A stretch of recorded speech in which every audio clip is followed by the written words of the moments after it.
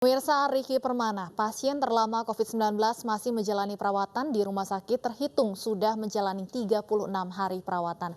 Dan kita akan berbincang langsung dengan Riki Permana yang saat ini masih menjalani perawatan di RSD Gunung Jati, Cirebon. Selamat malam Mas Riki. Selamat malam Mbak Stefani. Iya Mas Riki, saat ini boleh diceritakan bagaimana kondisi yang dirasakan saat ini? Eh,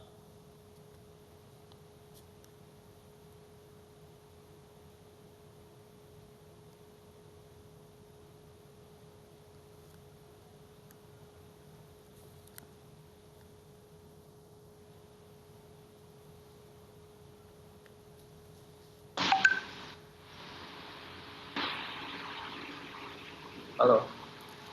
Iya Mas Riki, mohon maaf tadi sepertinya ada gangguan audio. Boleh diceritakan lagi bagaimana kondisi kesehatan saat ini?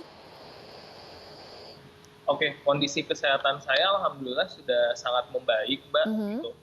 Hari ke-36 saya diisolasi di Rumah Sakit Daerah Gunung Jati. Kemudian saya tinggal nunggu, mudah-mudahan ini swab terakhir ya, gitu. Kemarin dilakukan tanggal 11, tinggal nunggu hasilnya. Kalau misalkan hasilnya negatif, insya Allah saya sudah boleh pulang. Ada penjelasan tidak dari tenaga medis atau dari dokter apa sih yang menyebabkan perawatan Mas Riki ini berlangsung cukup lama? Iya, yang pertama faktor dari, badan saya sendiri, Mbak. Artinya bukan Mhm. berarti imun saya itu tidak kuat menurut dokter, tapi virusnya itu menempel terlalu kuat di badan saya. Dan berdasarkan informasi dari dokter tuh sebenarnya virus ini menggunakan badan-badan orang yang sehat, khususnya anak muda, itu sebagai carrier yang akan mereka nantinya tuh tularkan ke orang lain yang mungkin imunnya tuh tidak sekuat, kita saat ini, gitu. Nah, yang kedua, faktor yang lainnya adalah karena memang hasil swab itu kan lama banget ya, Mbak. Jadi hasil swab itu bisa paling cepat keluarnya 7 hari. Itu paling cepat banget, bisa kadang-kadang 10 hari atau lebih. Nah, itu yang bikin prosesnya itu kemudian jadi panjang sekali di isolasi di rumah sakit. Iya, terkait lamanya hasil swab ini yang sempat salah satu yang tertuang dalam surat terbuka yang Mas Riki buat itu ya. Iya, Kalau untuk saat ini selama 36 hari perawatan, sudah berapa kali melakukan tes swab? sudah 7 kali melakukan tes swab itu dan swab yang ketujuh yang dilaksanakan kemarin tanggal 11 April itu masih menunggu hasilnya. Tanggal 11 April dilakukan swab dan Iya, hingga saat ini belum mendapatkan hasilnya. belum 11 karena Maret ya maksudnya ya? ya 11 April. Oh, 11 April, oke. Untuk sepengetahuan Mas Riki, untuk pasien yang lain, apakah juga sama mengalami proses menunggu hasil tes swab cukup lama begitu? Iya, bukan cuma saya sebetulnya yang mengalami masalah ini, tapi juga pasien-pasien lain yang memang statusnya itu kebanyakan memang masih PDP. Nah, sebenarnya dari pihak rumah sakit sudah bilang bahwa untuk Cirebon sendiri saat ini si sampel atau spesimennya itu dikirimnya sudah tidak lagi ke Jakarta, sudah tidak lagi ke Balitbangkes Kementerian Kesehatan, tapi ditujukan langsung ke laboratorium di Bandung gitu. Tetapi faktanya memang ternyata masih ngantri sangat lama karena sampel yang diuji itu setiap harinya juga cukup banyak, Mbak, gitu. Berapa lama biasanya kalau harus menunggu tes swab ini hasilnya? Dulu ketika awal-awal kasus COVID-19 di Indonesia, ketika awal-awal Maret dulu, dengan jumlah pasien waktu itu pasien positif itu masih kurang dari 100, itu biasanya tes itu keluar hasilnya 3 sampai 5 hari setelah setelah pengecekan ya. Mhm. Nah, tapi sekarang dengan jumlah pasien yang positif aja di Indonesia udah 4.200-an. Itu bisa paling cepat udah alhamdulillah banget 7 hari itu, Pak. Itu paling cepatnya ya. Cepat, betul. Di surat terbuka ini Mas Riki juga sempat menuliskan terkait tenaga medis yang dipersulit urusan birokrasi. Boleh diceritakan mungkin Mas Riki? Iya, jadi menurut saya sih ini dari hasil pengamatan saya ya Mbak, gitu. Karena Hmm.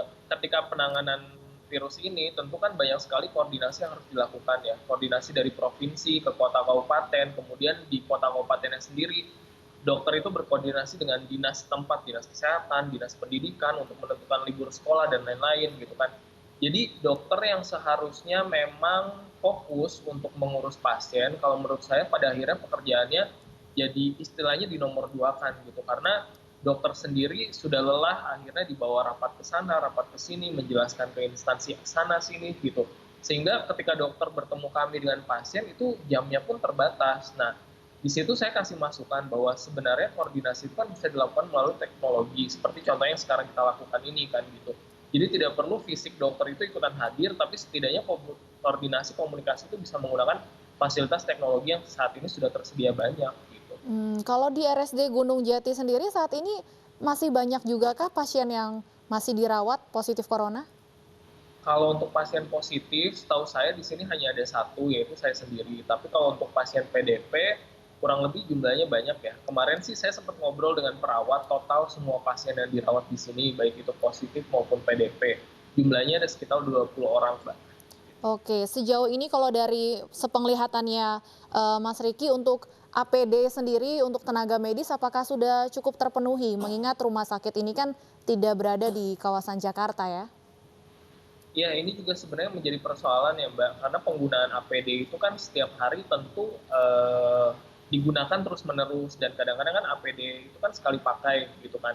Nah, yang saya lihat memang sampai pada akhirnya rumah sakit itu membuat sebuah poster di halaman Instagramnya untuk memohon bantuan kepada masyarakat maupun komunitas yang ada di Cirebon untuk ikut memberikan bantuan penyediaan APD yang lengkap. Nah, kalau dari situ kan saya bisa menarik kesimpulan bahwa sebetulnya stoknya itu kan semakin lama semakin menipis gitu. Ketersediaannya itu kan semakin terbatas. Apalagi di Cirebon yang dijadikan rumah sakit rujukan itu bukan cuma ini. Ditambah lagi ada 3 lagi rumah sakit rujukan. Sehingga tentu kuotanya juga kan akan bagi-bagi dengan rumah sakit yang lain. Seperti itu, Mbak.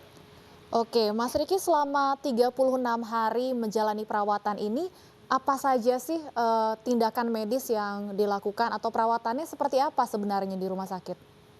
Iya, jadi saya itu pertama kali masuk tanggal 8 Maret, dan ketika 8 Maret itu saya masih dalam posisi demam. Demamnya itu mungkin sekitar 39,3, rata-rata di angka 39.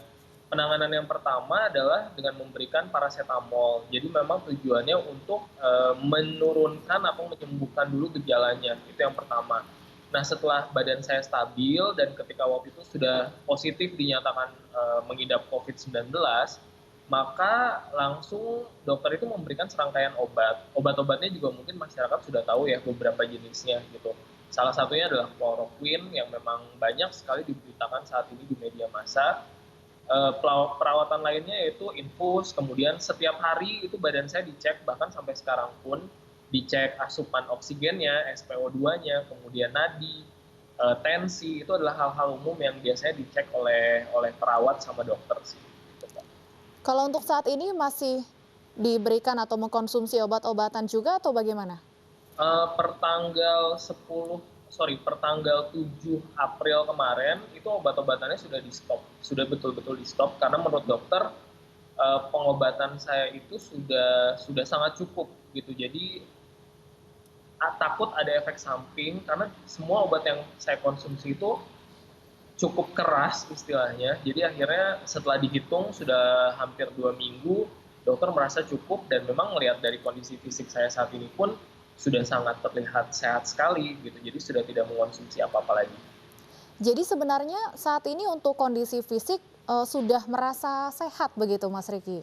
Iya, saya sudah merasa sangat sehat sekali. Cuma memang harus dibuktikan dengan hasil swab satu kali lagi, karena kemarin hasil swab yang ke-6 tanggal 3 April menunjukkan saya sudah negatif, tapi syarat untuk keluar dari rumah sakit itu adalah 2 kali swab berturut-turut negatif baru boleh pulang. Gitu. Oh, oke. Jadi sebenarnya di hasil swab terakhir ini sudah dinyatakan negatif gitu ya? Iya, sudah dinyatakan negatif, tinggal sekali lagi. Kalau sekali lagi negatif, maka saya boleh pulang. Oke, 36 hari berada di rumah sakit, bagaimana keluarga menanggapi, Mas Riki? Yang pastinya campur aduk ya Mbak, perasaan gitu, karena pertama keluarga tidak bisa lihat kondisi saya secara langsung, kita hanya bisa komunikasi lewat video call gitu kan. Terus yang kedua, kita selama ini tahu bahwa virus ini tuh akan hilang dengan sendirinya kalau badan kita sehat selama 14 hari. Tapi kenyataannya saya sendiri ini sudah hari ke-36 istilahnya gitu kan. Jadi banyak sekali sebetulnya pertanyaan-pertanyaan dari kami tuh sebetulnya bagaimana sih nih virus ini gitu kan. Itu pertanyaan yang mungkin banyak, bukan cuma saya, tapi keluarga saya dan keluarga pasien lain juga pada akhirnya bertanya-tanya sih, khawatir dengan kondisi pasien atau keluarga lainnya yang dirawat gitu kan. lebih banyak cemasnya mungkin ya Mbak, karena kan kita juga belum tahu penanganan virus COVID-19 yang baku itu sebenarnya seperti apa sih gitu. Dan sama sekali tidak bisa bertemu atau tidak bisa dibesuk oleh keluarga tentunya. Bagaimana komunikasi selama ini dilakukan? Komunikasi sih lancar ya gitu, keluarga tetap setiap hari telepon, video call untuk memastikan kesehatan saya gitu kan. Cuma memang itu adalah kendala terbesar ya sebetulnya yang saya rasa bukan cuma saya yang merasakan, tapi pasien lain. Artinya kita di sini benar-benar sendiri, kita benar-benar harus mengurusi diri kita sendiri. Memang ada perawat yang bantu, tapi hampir sebagian besar kegiatan kita di sini tuh kita yang ngurus sendiri gitu loh. Bahkan misalkan kalau kita mau ke WC, pada waktu itu saya masih pakai infusan, ya kita harus bawa infusan itu sendiri gitu loh ke WC gitu kan.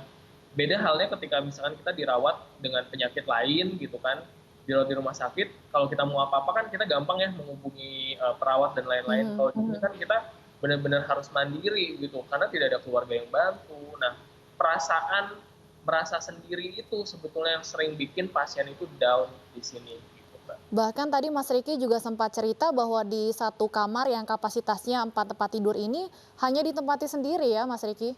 Iya, betul betul, sendirian. Itu sudah sejak awal dirawat memang selalu sendiri di satu kamar itu?